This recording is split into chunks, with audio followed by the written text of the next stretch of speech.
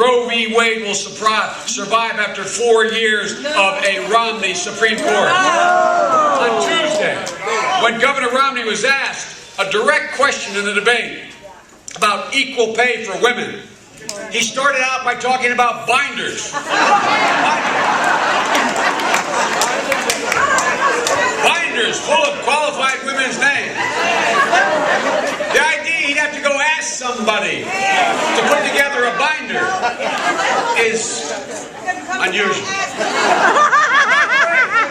He never did answer the question on equal pay.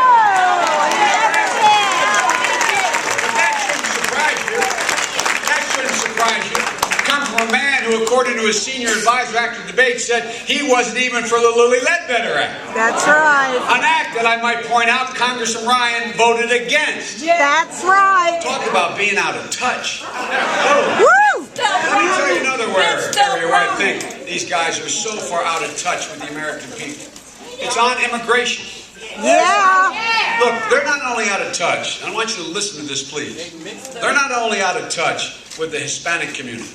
He's out of touch with the vast majority of the American people. Yeah. Although the American people may not calculate it in numbers, the American people don't know the precise numbers, but they do know something incredible is happening in this country. 16.5% of all the students on a college campus as I speak are Hispanic. Yeah. In public schools, grades K through 12, 25% of all those students are Hispanic.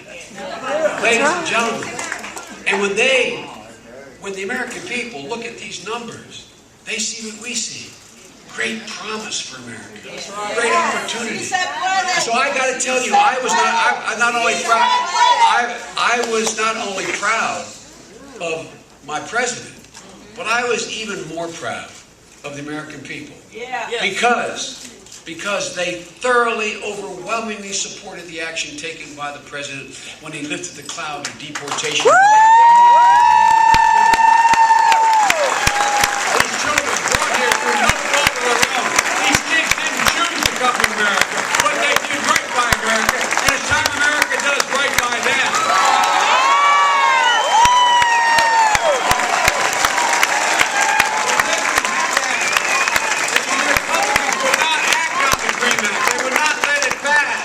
An act that Romney said, were to have passed and he were president, he would veto it.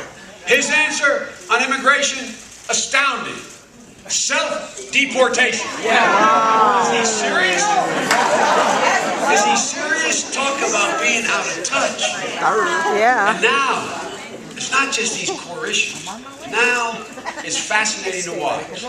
Governor Romney and Congressman Ryan, in the last, since the convention, are literally abandoning the core organizing principles of the new Republican Party.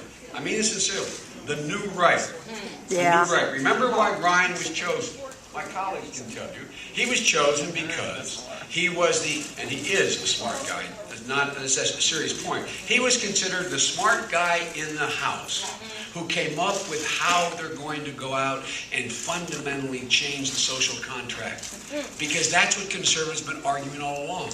Whether it's on education or Medicare, whatever, they've been arguing that all along. So that's why he was picked. That's why he was picked. The second thing that they based this entire rationale for this new Republican Party, and this is not your father's Republican Party. No. This is not even Mitt Romney's father's Republican Party. No. The second piece of this, the second pillar, was these $5 trillion in tax cuts and these cuts to vital programs. And all of a sudden, Romney claims he does not have a $5 trillion. Yeah. Ryan told me they don't have a $5 trillion tax cut. All of a sudden, Ryan says, and I think I'm paraphrasing because the press, I want to make sure I think this is a quote, but I'm not 100% sure. I know, but I'm actually paraphrasing. When he was on one of the shows, they said, well, what about the Ryan budget cuts? He said, we don't cut the budget. Yes, he did say that. Yeah. We just slow the growth. Say that. What? Ryan's saying his budget doesn't eviscerate Medicare and education is like Romney going in an unemployment line and saying to the guy, look, I didn't